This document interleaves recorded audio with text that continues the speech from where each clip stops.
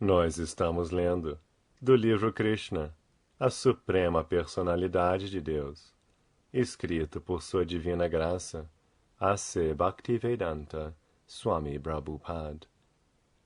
Capítulo 72. A liberação do rei Jarasandha.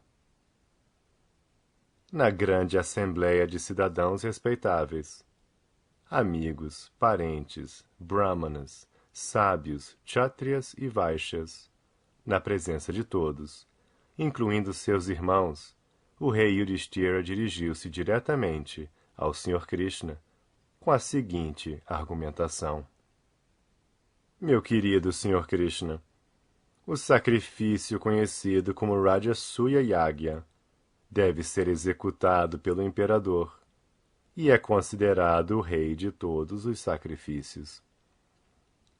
Executando este sacrifício, desejo satisfazer todos os semideuses, que são seus representantes autorizados dentro deste mundo material, e desejo que você me ajude, por gentileza, neste grande empreendimento, de forma que possa ser exitoso. Quanto aos Pandavas, não temos nada a pedir dos semideuses. Pessoalmente, estamos de todos satisfeitos por sermos seus devotos. Como você diz no Bhagavad Gita, pessoas desnorteadas pelos desejos materiais adoram os semideuses. Mas meu propósito é diferente. Quero realizar este sacrifício Rajasuya e convidar os semideuses para mostrar que eles não têm nenhum poder independente de você, que eles são todos seus criados e você é a suprema personalidade de Deus. Pessoas tolas, com pobre fundo de conhecimento, consideram sua onipotência um ser humano comum. Às vezes, elas tentam achar algum erro em você, e às vezes elas o difamam. Por essa razão, desejo executar este Rajasuya Yagya. Pretendo convidar todos os semideuses, começando desde o Sr. Brahma, o Sr. Shiva e outros elevados líderes dos planetas divinos. E nesta grande assembleia de semideuses, de todas as partes do universo, quero corroborar que você é a suprema personalidade de Deus e que todos são seus servos. Meu querido Senhor, aqueles que estão constantemente em consciência de Krishna e pensam em seus pés de lótus ou em seus calçados, estão certamente livres de toda a contaminação da vida material. Tais pessoas que se ocupam por completo em seu serviço de consciência de Krishna, meditando apenas em você e oferecendo-lhe orações, são almas purificadas. Estando constantemente ocupadas em serviço consciente de Krishna, elas são liberadas do ciclo de repetidos nascimentos e mortes. Ou até mesmo se elas não desejam ser liberadas desta existência material, mas desejam desfrutar de opulência material, seus anseios também são atendidos por intermédio das atividades conscientes de Krishna. De fato, aqueles que são devotos puros de seus pés de lótus não têm nenhum desejo de opulências materiais. Quanto a nós, rendemo-nos completamente a seus pés de lótus, e por sua graça somos tão afortunados que podemos vê-lo em pessoa. Portanto, naturalmente, não temos qualquer anseio por opulências materiais. O veredito da sabedoria védica é que você é a suprema personalidade de Deus. Eu quero reafirmar esta verdade e também almejo mostrar para o mundo a diferença entre aceitá-lo como a suprema personalidade de Deus e aceitá-lo como uma poderosa personalidade histórica. Tenciono mostrar ao mundo que se pode atingir a perfeição da vida só por se abrigar a seus pés de lótus, assim como pode-se satisfazer os galhos, ramos, folhas e flores de uma árvore inteira só por regar a sua raiz. Se a pessoa assumir a consciência de Krishna, sua vida será realizada, material e espiritualmente. Isto não significa que você seja parcial com a pessoa consciente de Krishna e indiferente à pessoa não consciente de Krishna. Você é igual com todos. Esta é a sua declaração. Você não pode ser parcial com um e não se interessar por outros, porque você está situado no coração de todos, como super-alma, e concede a todos os respectivos resultados de suas atividades fruitivas. Você propicia a todas as entidades vivas a oportunidade de desfrutar este mundo material, como elas desejam. Como super-alma, você está situado no corpo, junto com a entidade viva, dando-lhe os resultados de suas próprias ações, como também oportunidades para dirigir-se rumo a seu serviço devocional pelo desenvolvimento da consciência de Krishna. Você declara abertamente que devemos nos render a você e abandonar todos os outros compromissos, e que você se encarregaria de tudo, aliviando-nos das reações de todos os pecados. No entanto, as entidades vivas permanecem apegadas às atividades materiais e sofrem ou desfrutam as reações sem sua interferência. Você é igual à árvore dos desejos dos planetas celestiais, que concede bênçãos segundo os desejos de alguém. Todo mundo é livre para alcançar a perfeição máxima, mas se a pessoa não quiser assim, então sua concessão de bênçãos menores não é devido à parcialidade.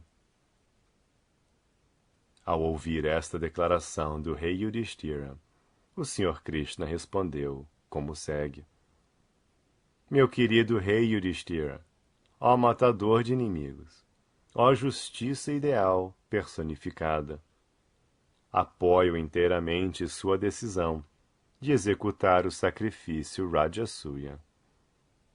Depois de executar este grande sacrifício, seu bom nome ficará na história da civilização humana. Meu querido rei, posso informá-lo que todos os grandes sábios, seus antepassados, os semideuses e seus parentes e amigos, inclusive eu mesmo, desejamos que você execute este sacrifício e acredito que ele satisfará todas as entidades vivas. Contudo, em primeiro lugar, peço-lhe que conquiste todos os reis do mundo e junte toda a parafernália requerida para executar este grande sacrifício.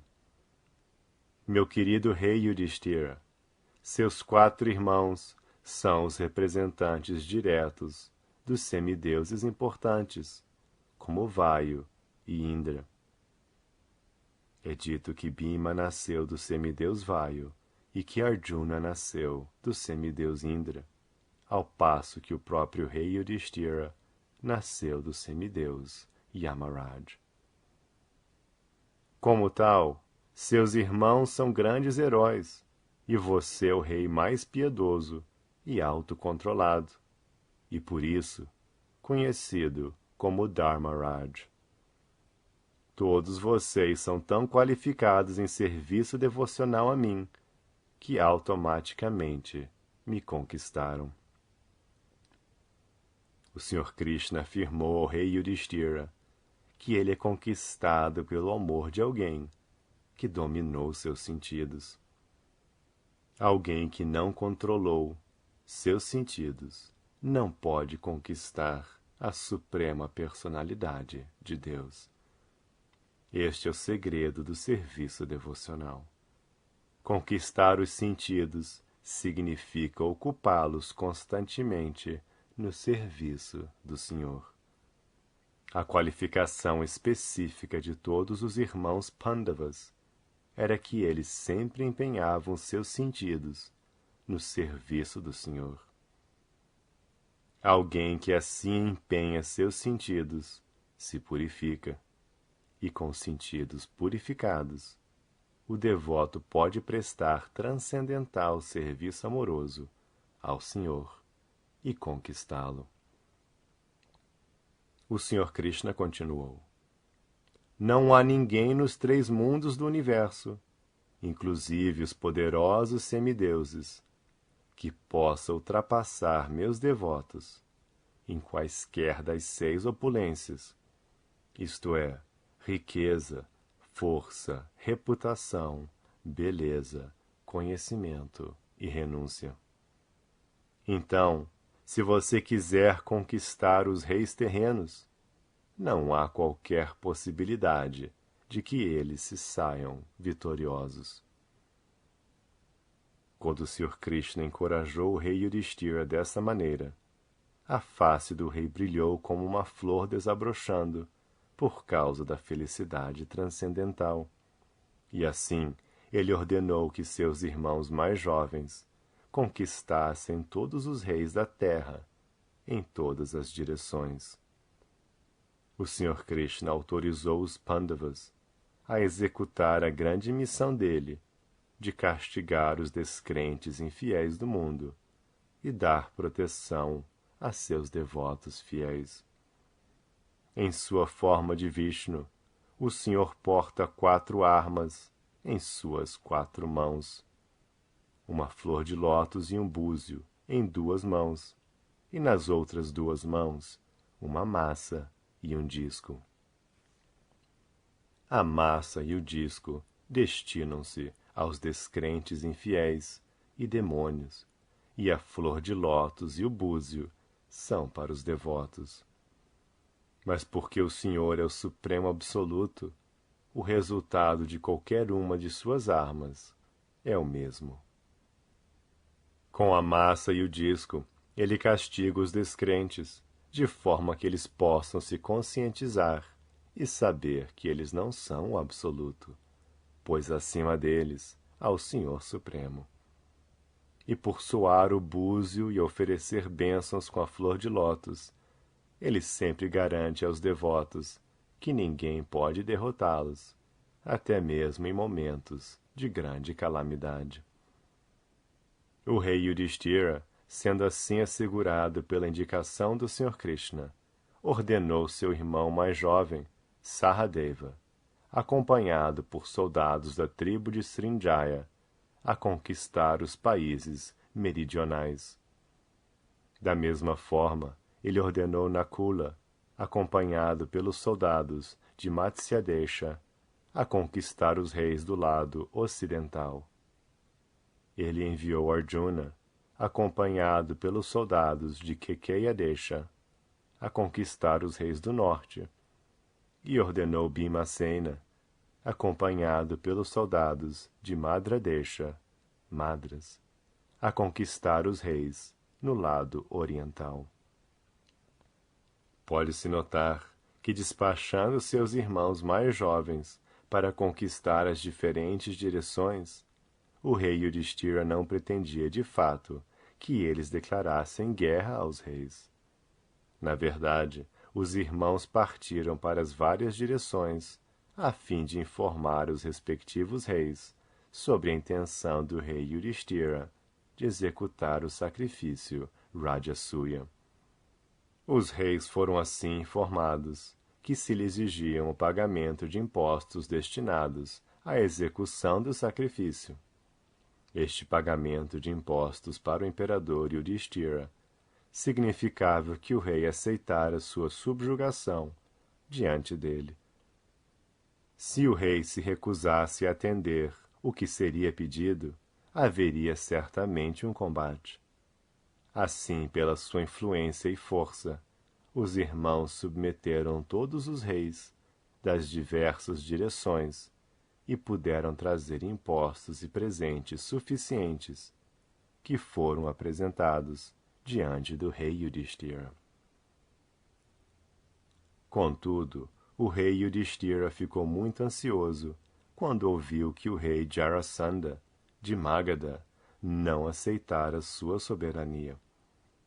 Vendo a ansiedade do rei Yudhishthira, o Senhor Krishna informou-lhe acerca do plano explicado por Uddhava para vencer o rei Jarasandha. Portanto, Bhimasena, Arjuna e o Senhor Krishna partiram juntos para Girivraja, a importante cidade de Jarasandha, vestidos em trajes de brahmanas. Este era o plano elaborado por Uddhava antes do Senhor Krishna partir para Hastinapura, e agora estava sendo colocado em prática. O rei Jarasandha era um chefe de família cioso e tinha grande respeito pelos brahmanas. Ele era um grande guerreiro, um rei kshatriya, mas nunca negligenciara as injunções védicas. Considera-se que os brahmanas são os mestres espirituais de todas as outras castas, conforme os preceitos védicos.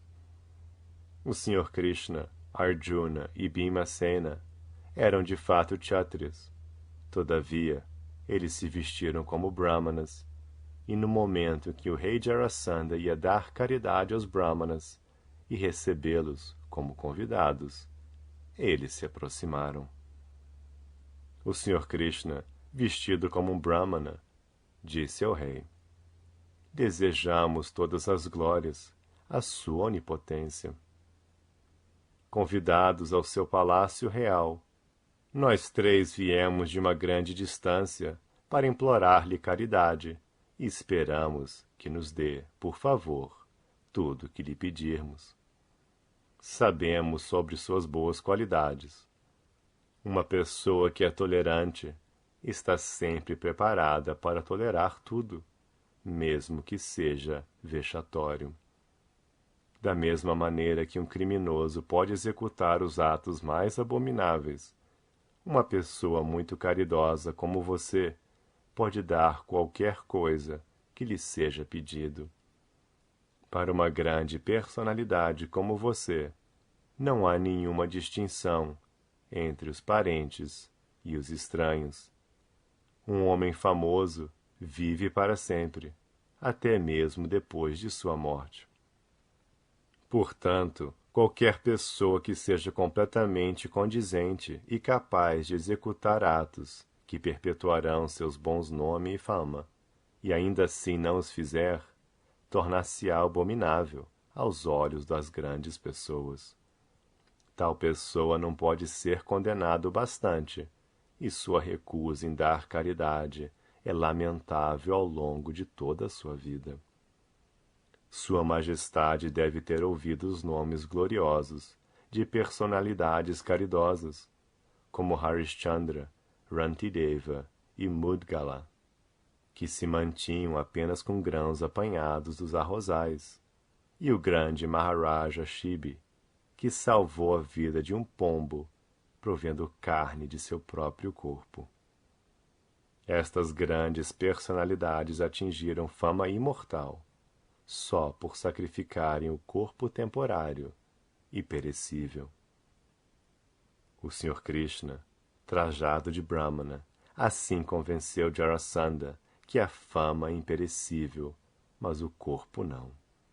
Se alguém pode conseguir nome e fama imperecíveis com o sacrifício de seu corpo perecível, ele se torna uma figura muito respeitável na história da civilização humana. Enquanto o Senhor Krishna estava falando, vestido de um brahmana, junto com Arjuna e Bhima, Jarasandha percebeu que nenhum dos três parecia ser brahmana verdadeiro. Havia sinais nos corpos deles, pelos quais Jarasandha pôde notar que eles eram kshatriyas. Os ombros estavam marcados com impressões devido à condução de arcos. Eles tinham estruturas físicas esbeltas e suas vozes eram graves, com tom de comando. Assim ele definitivamente concluiu que eles não eram brahmanas, senão kshatriyas. Ele também achou que já os vira antes em algum lugar. No entanto, embora estas 3 pessoas fossem kshatriyas, elas tinham vindo à porta dele, implorando esmolas como brahmanas. Em consequência, ele decidiu que atenderia seus desejos, apesar de serem kshatriyas, pois eles já tinham diminuído sua própria posição por aparecer diante dele como mendigos. Em tais circunstâncias, ele pensou, estou preparado para lhes dar qualquer coisa. Até mesmo se eles pedirem meu corpo, não vacilarei em lhes oferecer o que pedem. Com relação a isso, ele começou a pensar em Bali Maharaj. O Sr. Vishnu, vestido como um brahmana, apareceu como um mendigo diante de Bali e arrebatou toda a sua opulência e reino. Ele assim procedeu para o benefício de Indra, que, tendo sido derrotada por Bali Maharaj, ficou desprovido de seu reino. Embora Bali Maharaj tivesse sido enganado, sua reputação como um grande devoto, capaz de dar qualquer coisa em caridade, ainda é glorificada nos 3 mundos. Bali Maharaj pôde descobrir que o Brahmana era o próprio Sr. Vishnu e que só tinha vindo a ele para tomar seu opulento reino em nome de Indra. O mestre espiritual de Bali e sacerdote familiar, Shukracharya, o advertiu repetidamente sobre isto. Contudo, Bali não vacilou em ceder em caridade qualquer coisa que o Brahmana desejasse. No final, ele entregou tudo àquele Brahmana. É minha firme determinação, pensou Jarasandha, que se eu posso alcançar a reputação imortal, sacrificando este corpo perecível, devo agir para este propósito. A vida de um kshatriya que não vive para o benefício dos brahmanas é certamente condenada. De fato, o rei Jarasandha era muito liberal em fazer caridade aos brahmanas, e assim ele informou o Sr. Krishna, Bhima e Arjuna. Meus queridos brahmanas, vocês podem solicitar de mim tudo o que desejarem. Se quiserem, também podem levar minha cabeça. Estou preparado para dá-la. Depois disso, o Sr. Krishna dirigiu-se a Jarasandha como segue. Meu querido rei, por favor, observe que nós não somos, de fato, brahmanas, nem viemos pedir comida ou grãos. Somos todos kshatriyas e viemos implorar um duelo contra você. Esperamos que concorde com esta proposta. Pode notar que aqui está o 2º filho do rei Pandu, Bhimasena, e o 3º filho de Pandu, Arjuna. Quanto a mim mesmo, saiba que sou seu velho inimigo, Krishna, o primo dos Pandavas. Quando o Sr. Krishna revelou o disfarce, o rei Jarasandha riu muito ruidosamente, e com grande raiva e uma voz grave, exclamou: Seus tolos! Se desejarem lutar comigo, concedo seu pedido imediatamente. Mas, Krishna, sei que você é um covarde. Recuso-me a lutar com você, pois você fica muito confuso quando está diante de mim para duelar. Por medo de mim, você abandonou sua própria cidade, Mathura, e agora refugiou-se dentro do mar. Em vista disso, tenho de me recusar a lutar com você. Quanto ao Arjuna, sei que ele é mais jovem que eu e não é um lutador compatível. Recuso-me a lutar com ele, porque ele não é de forma alguma um adversário à altura. Entretanto, quanto a Bhimacena, considero que ele seja um oponente satisfatório para lutar comigo.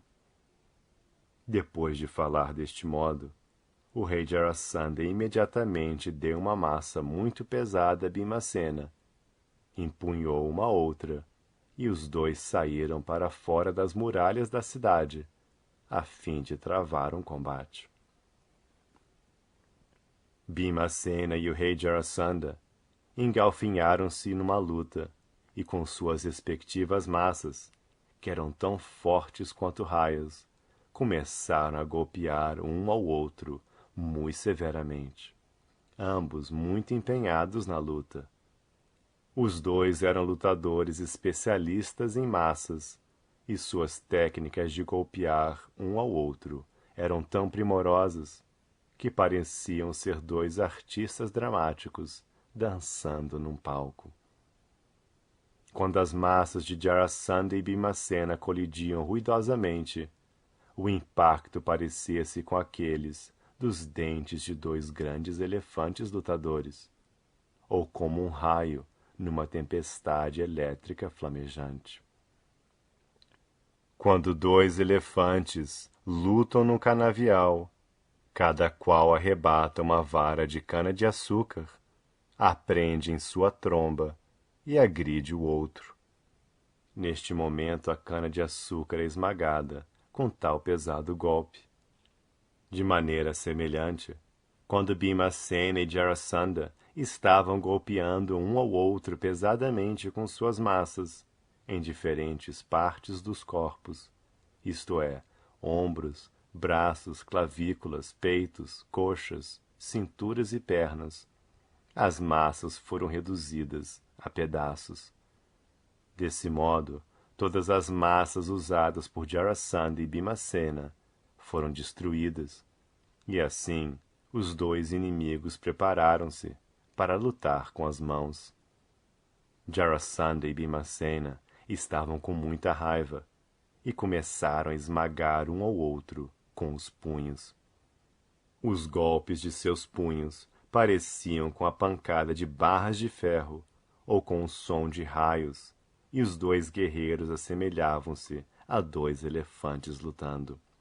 Nenhum podia derrotar o outro, porém ambos eram especialistas em combate e de igual força, e as técnicas marciais também eram equivalentes. Nem Jarasandha nem Bhimacena estavam cansados ou haviam sido derrotados no confronto, embora golpeassem um ao outro continuamente. Ao término de cada dia de luta, eles conviviam à noite como amigos no palácio de Jarasandha, e no dia seguinte lutavam novamente. Desse modo, eles lutaram por 27 dias. No 28º dia, Bhimacena disse a Krishna: Meu querido Krishna, devo admitir francamente que não posso vencer Jarasandha. O Sr. Krishna, todavia, conhecia o mistério do nascimento de Jarasandha, que tinha nascido em duas partes distintas, de duas mães diferentes. Quando seu pai viu que o bebê era inútil, ele lançou as duas partes na floresta. Lá elas foram depois encontradas por uma bruxa chamada Jara, a qual era qualificada nas artes negras. Ela conseguiu unir as duas partes do bebê, de cima a baixo. Sabendo disso, o Sr. Krishna também sabia como matá-lo. Ele indicou a Bhimacena que, como Jarasandha fora trazido à vida pelo acoplamento das duas partes de seu corpo, ele poderia ser exterminado pela separação destas duas partes. Assim o Sr. Krishna transferiu seu poder ao corpo de Bhimacena e o informou do dispositivo pelo qual Jarasandha poderia ser morto. O Sr. Krishna apanhou um ramo de uma árvore, tomou em sua mão e bifurcou. Dessa maneira, ele indicou a Bhimacena como Jarasandha poderia ser eliminado. O Sr. Krishna, a suprema personalidade de Deus, é onipotente, e se ele desejar matar alguém, ninguém poderá salvar tal pessoa. De igual modo, se ele quiser salvar alguém, ninguém poderá matá-lo. Informado pelas sugestões do Sr. Krishna, Bhimacena imediatamente pegou as pernas de Jarasandha e o arremessou no chão. Quando Jarasandha caiu, Bhimacena instantaneamente apertou uma das pernas de Jarasandha contra o solo e segurou a outra perna com suas duas mãos. Segurando Jarasandha dessa forma, ele rasgou o corpo dele em dois, começando do ânus até a cabeça. Como um elefante quebra os galhos de uma árvore em dois, Bhimacena separou o corpo de Jarasandha.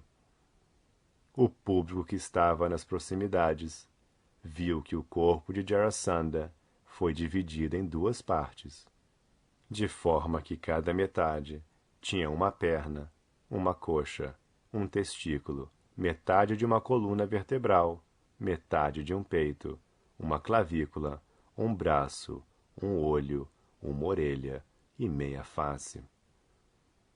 Assim que as notícias da morte de Jarasandha foram anunciadas, todos os cidadãos de Magadha começaram a gritar, enquanto o Sr. Krishna e Arjuna abraçavam Bhimacena para felicitá-lo. Embora Jarasandha tivesse sido exterminado, nem Krishna, nem os dois irmãos Pandavas fizeram qualquer reivindicação ao trono. O propósito do extermínio de Jarasandha era impedi-lo de criar uma perturbação à adequada paz mundial. Um demônio sempre cria perturbações, ao passo que um semideus sempre tenta manter a paz no mundo. A missão do Sr. Krishna é proteger os íntegros e matar os demônios que perturbam uma situação pacífica. Destarte, o Sr. Krishna imediatamente convocou o filho de Jarasandha, cujo nome era Sahadeva, e com cerimônias ritualísticas apropriadas, o Senhor pediu-lhe para ocupar o assento de seu pai e reinar pacificamente no reino. O Sr. Krishna é o mestre da criação cósmica inteira, e ele quer que todos vivam em paz e executem a consciência de Krishna. Depois de instalar Sahadeva no trono, ele libertou todos os reis e príncipes que haviam sido encarcerados desnecessariamente por Jarasandha. Neste ponto, encerram-se os significados Bhaktivedanta do capítulo 72 de Krishna, intitulado A Liberação do Rei Jarasandha.